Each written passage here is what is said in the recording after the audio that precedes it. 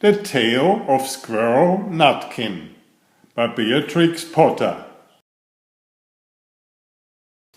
Hi, my name is Werner. I've been reading hundreds of books for you. Please subscribe to get them all. And watch until the end, where a surprise is waiting for you. Your mom can help you with that. Thank you. This is a tale about a tale that belonged to a little red squirrel, and his name was Nutkin. He had a brother called Twinkleberry, and a great many cousins. They lived in a wood at the edge of a lake. In the middle of the lake there is an island covered with trees and nut bushes, and amongst those trees stands a hollow oak tree, which is the house of an owl, who is called Old Brown.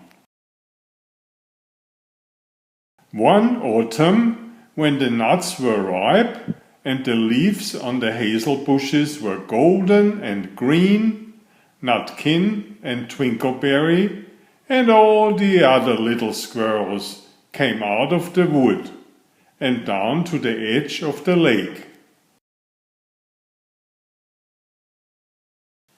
They made little rafts out of twigs, and they paddled away over the water to Owl Island to gather nuts. Each squirrel had a little sack and a large oar, and spread out his tail for a sail. They also took with them an offering of 3 fat mice as a present for Old Brown, and put them down upon his doorstep.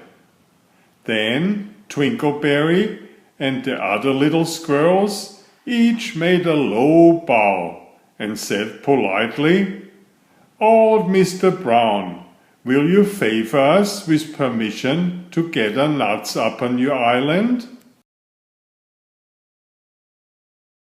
But Nutkin was excessively impertinent in his manners.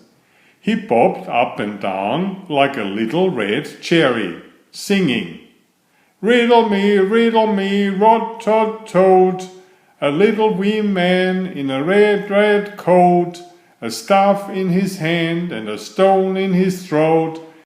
If you tell me this riddle, I'll give you a groat. Now this riddle is as old as the hills. Mr. Brown paid no attention whatever to Nutkin.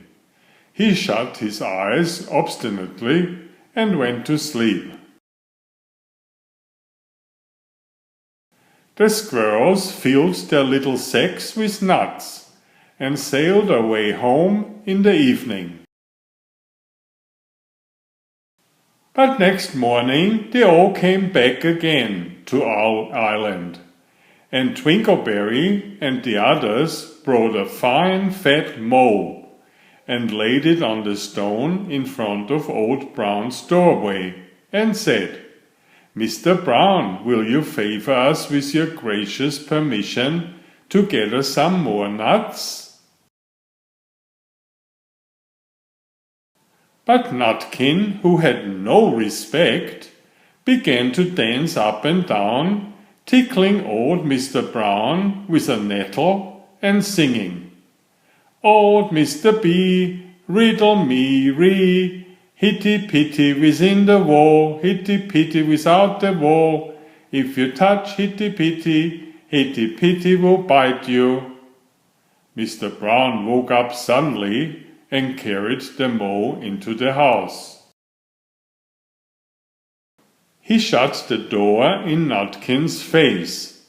Presently a little thread of blue smoke from a wood fire came up from the top of the tree, and Nutkin peeped through the keyhole and sang, "A house full, a hole full, and you cannot gather a bowl full." The squirrels searched for nuts all over the island, and filled their little sacks. But Nutkin gathered oak apples, yellow and scarlet, and sat up on a beech stump playing marbles and watching the door of old Mr. Brown. On the third day the squirrels got up very early and went fishing. They caught 7 fat minnows as a present for Old Brown. They paddled over the lake and landed under a crooked chestnut tree on Owl Island. Twinkleberry and 6 other little squirrels each carried a fat minnow, but Nutkin, who had no nice manners, brought no present at all.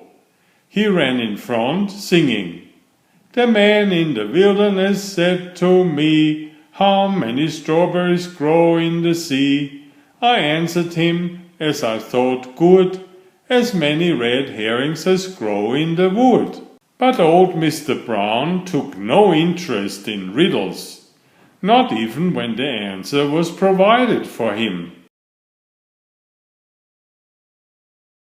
On the 4th day, the squirrels brought a present of 6 fat beetles, which were as good as plums in plum pudding for Old Brown. Each beetle was wrapped up carefully in a dock leaf, fastened with a pine needle pin.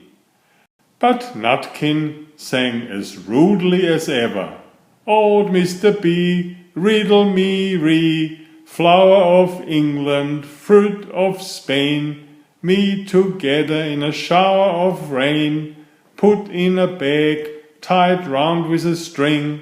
If you tell me this riddle, I'll give you a ring." Which was ridiculous of Nutkin, because he had not got any ring to give to Old Brown.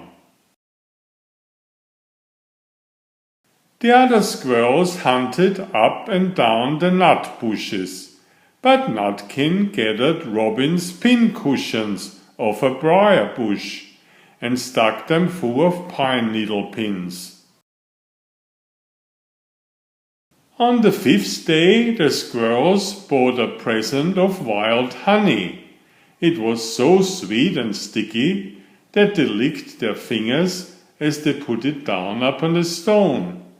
They had stolen it out of a bumblebee's nest on the tippity top of the hill.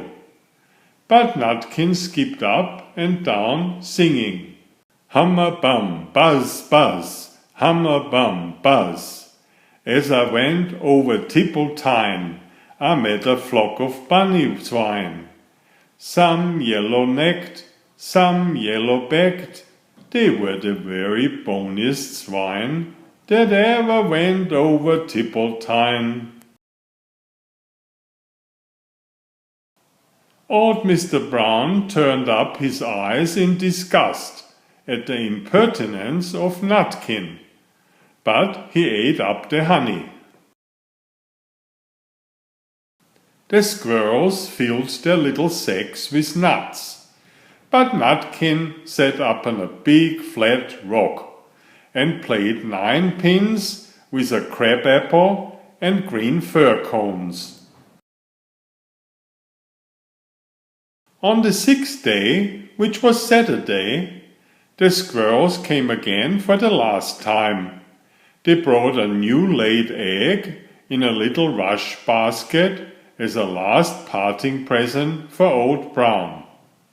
But Nutkin ran in front, laughing and shouting, "Humpty Dumpty lies in the back with a white counterpane round his neck. 40 doctors and 40 rights cannot put Humpty Dumpty to rights." Now old Mr. Brown took an interest in eggs. He opened one eye and shut it again, but still he did not speak. Nutkin became more and more impertinent. "Old Mr. B, old Mr. B, hickamore, hackamore on the king's kitchen door. all the king's horses and all the king's men couldn't drive hickamore off the king's kitchen door. Nutkin danced up and down like a sunbeam, but still Old Brown said nothing at all. Nutkin began again. Arthur O'Bower has broken his band. He comes roaring up the land. The King of Scots with all his power cannot turn Arthur off the bower. Nutkin made a whirring noise to sound like the wind, and he took a running jump right onto the head of Old Brown. Then all at once there was a flutterment and a scufflement and a loud squeak. The other squirrels scuttered away into the bushes. When they came back very cautiously, peeping round the tree, there was Old Brown sitting on his doorstep, quite still, with his eyes closed, as if nothing had happened. But Nutkin was in his waistcoat pocket. This looks like the end of the story, but it isn't. Old Brown carried Nutkin into his house and held him up by the tail, intending to skin him. But Nutkin pulled so very hard that his tail broke in two, and he dashed up the staircase and escaped out of the attic window. And to this day, if you meet Nutkin up a tree and ask him a riddle, he will throw sticks at you and stamp his feet and scold and shout, "Ka-ka-ka-ka-ka-ka-ka-ka-ka." The end.